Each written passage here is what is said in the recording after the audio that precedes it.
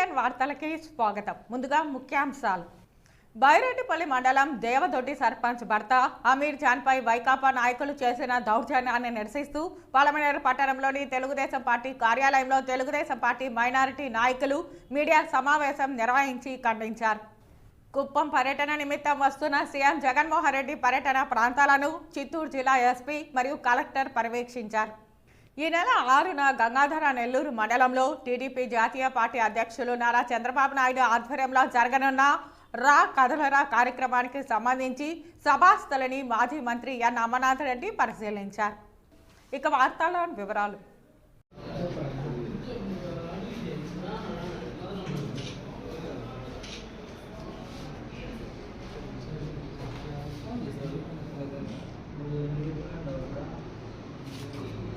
బైరెడ్డిపల్లి మండలం దేవదొడ్డి సర్పంచ్ భర్త అమీర్ జాన్ పై వైకాపా నేతలు చేసిన దౌర్జన్యాన్ని నిరసిస్తూ పలమనేరు పట్టణంలోని తెలుగుదేశం పార్టీ కార్యాలయంలో తెలుగుదేశం పార్టీ మైనారిటీ నాయకులు మీడియా సమావేశం నిర్వహించి ఖండించారు. మైనారిటీల ఓట్లతో గద్దెనెక్కిన వైకాపా ప్రభుత్వంలో మైనారిటీలపై దాడులు జరుగుతుండడాన్ని వారు ఖండించారు.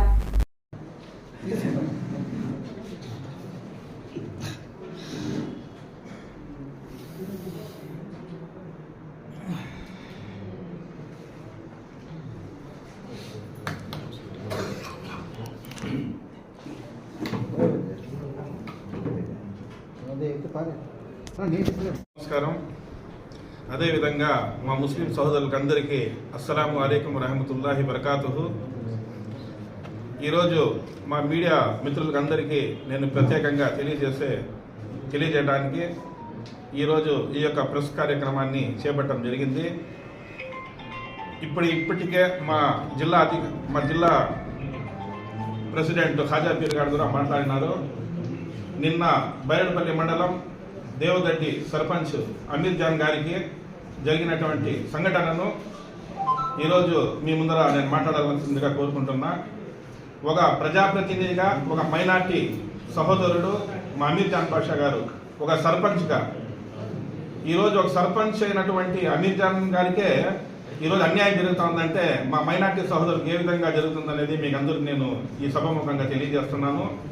అదేవిధంగా ఆయన కుమారుడు ఇక్కడ రావడం జరిగింది, నాకు అన్యాయం జరిగింది అని చెప్పి మీరందరూ ఒక విషయాన్ని నేను ఈ యొక్క నియోజకవర్గంలో ఒక ఎమ్మెల్యే అయితే ఏమి, అదేవిధంగా ఈ అధికార పార్టీ నాయకులు, అదేవిధంగా ఈ పలందరికి సంబంధించినటువంటి జమాత్ సదరు ఆయన ఏం చేస్తున్నాడు, మొన్న అయితే ఏదంటే అది మాట్లాడినారు జాఫర్ గారు. ఈరోజు ఎక్కడున్నారండి మీరు? ఒక కోర్టులో ఆయనకి తన ల్యాండ్ కోర్టులో కూడా తన కేసు ఆయన గెలిస్తే కూడా మరి పాత కేసులు పెట్టి కూడా ఈరోజు ఆయనకి జైలుకి పంపించే కార్యక్రమం చేస్తుంటే మీరందరూ ఏం చేస్తున్నారు? ఈ కక్ష ఏం చేస్తున్నారు మీరు? ఈ కక్ష కాకుండా ఇదేమి అని చెప్పి నేను విలేకరుల ద్వారా మీకు తెలియజేస్తున్నాను. అదేవిధంగా ఈరోజు రాష్ట్రంలో ఈ యొక్క వైఎస్ఆర్ నాయకులు మొన్నైతే నెల్లూరులో కూడా ఒక సంఘటన జరిగింది, అదేవిధంగా నంద్యాలలో కూడా ఒక సంఘటన జరిగింది, అదేవిధంగా పలమనేరులో కూడా ఒక సంఘటన జరిగింది. ఈరోజు మైనార్టీల పార్టీ అని చెప్పి మీరు చెప్పుకుంటున్నారు వైఎస్ఆర్సీపీ నాయకులు. మైనార్టీలకు ఏం న్యాయం చేస్తున్నారు మీరు? వక్బోర్డ్ భూములు దోచుకునేదా, లేదంటే ఇతర భూములు ఏదన్నా అమాయకులు ఉంటే వాళ్ళ దగ్గర భూములు స్వాధీనం చేసుకుంటే తప్ప మిగతా ఏం చేయలేదు మీరు? ఏదైనా ఒక సంక్షేమ కార్యక్రమం చేసినారా మీరు?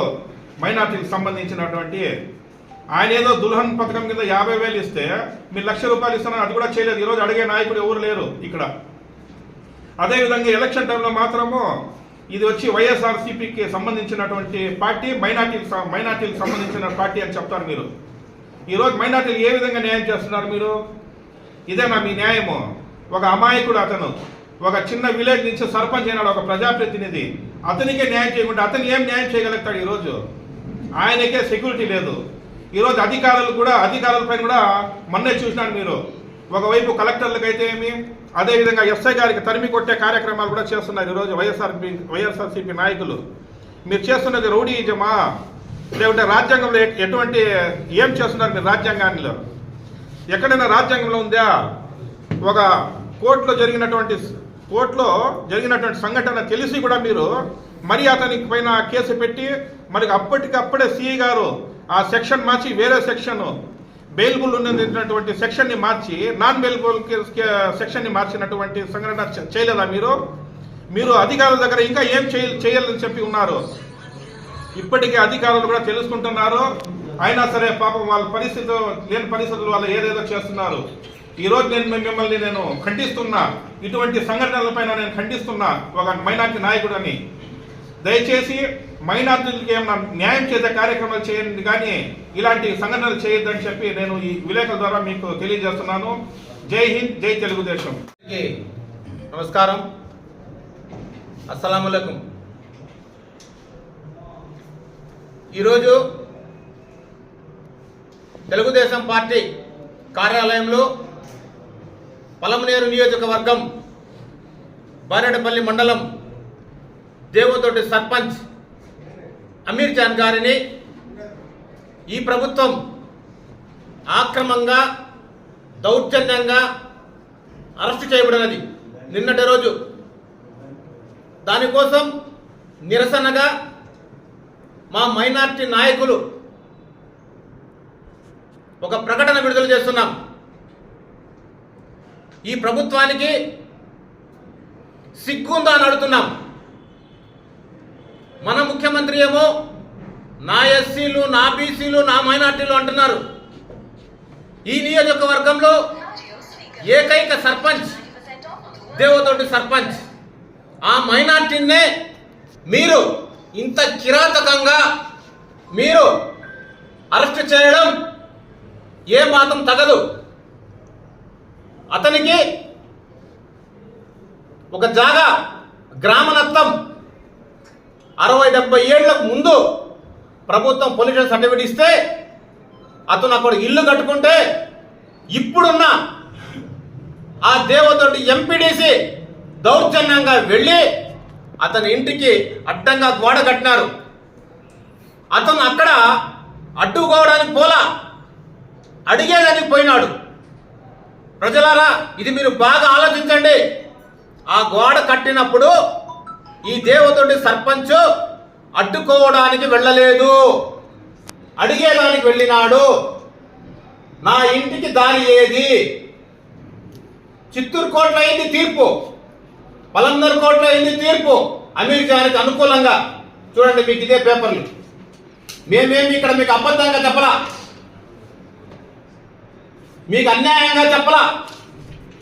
మీరు మాకున్న ఏకైక సర్పంచ్ని మీ వైఎస్ఆర్ కాంగ్రెస్ పార్టీలో చైర్మన్ చెప్పి మీరు బలవంతం చేస్తే, అతన్ని తిరస్కరిస్తే, అతని మీద కక్ష సాధింపుతో ఈరోజు మీరు అతని ఇంటికి ఇక్కడ చూడండి. ప్రస్తుతం మీరే మీరే ప్రజలకి అన్ని విధాలా చూపించేది. మంచి జరిగినా చెడ్డ జరిగినా ఒకసారి చూడండి. అతని ఇంటికి పోయేదానికి దారి ఏమన్నా ఉందా? ఈ మాదిరి వారి ఇంటికి అడ్డంగా మీరు కడితే, ఒక్క నిమిషం మీరు చూడండి, మీకు చూపిస్తాను. అయింది నిన్నటి రోజు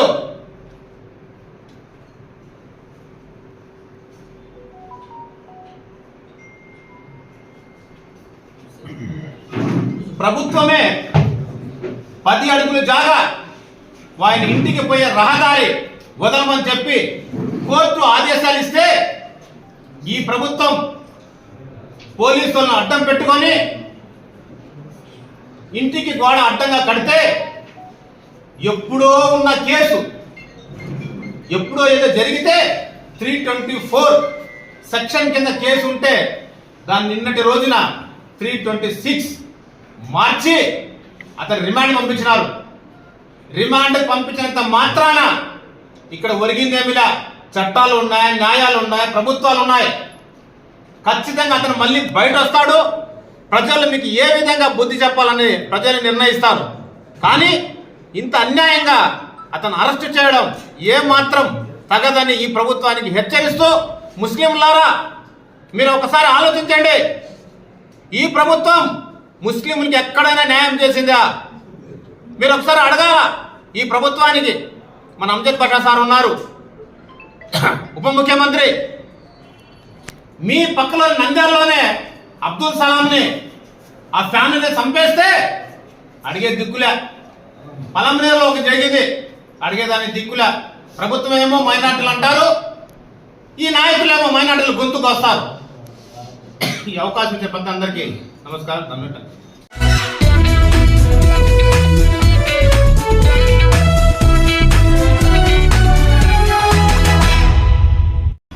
ఫిబ్రవరి 5th ఆఫ్టర్నూన్కి వచ్చారు.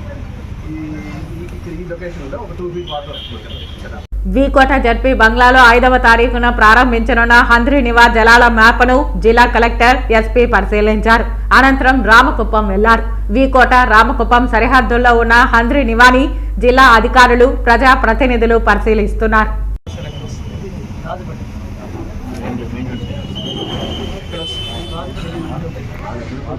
గురుకుల పాఠశాల ఉన్న వాటర్ జస్ట్ 4 daysకి ఎవాపరేట్ అయిపోయి డ్రై అయితే అవ్వదు.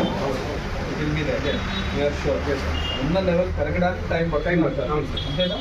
అవి 67 లోపల అంటే 67 దాటి we don't want to have any meeting. 67 దాటి కెనాల్ ఎక్కడ మీటింగ్ అయితే location meeting location canal location రాజుపేటలో మనం కెనాల్ చూసొచ్చాం. ఒకవేళ అది బాగుంది సార్. ఇప్పుడు రాజుపేట వెళ్దామా? ఫస్ట్ కెనాల్ చూసుకొని వెళ్ళండి. ఇక్కడ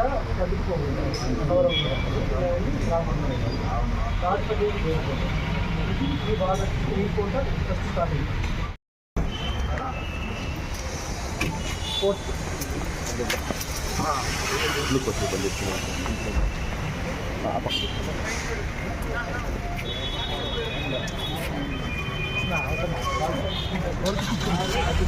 వెహికల్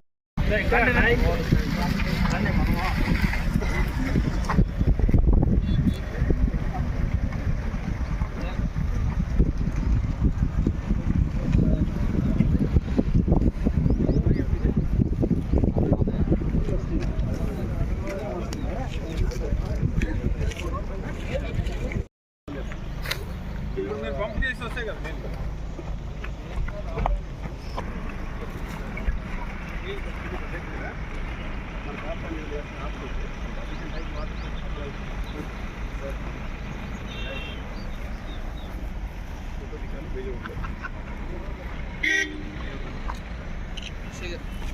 మంచిగా ఫోటో అంటే ఎంత తక్కువ ఉన్నాయనేది నాకు తెలియాలి.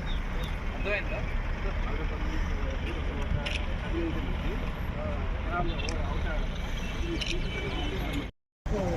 ఉన్నారా? నేనే చేయాలి.